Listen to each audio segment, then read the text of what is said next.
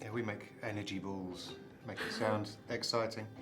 Yeah, oats, maple syrup, Flora, whatever.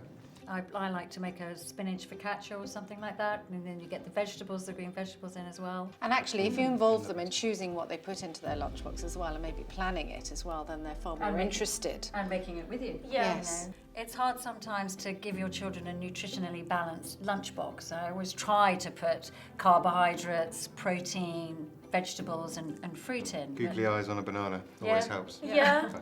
Because I always try and disguise them and make things like a courgette cake or something like that, so that they try new things without realising that they're actually eating vegetables. I just love making pancakes with whole wheat flour for my son, and you can just make it with like 2 tablespoons of Flora, and it's really healthy and really nice. When I was young, we told them that blueberries were sweets.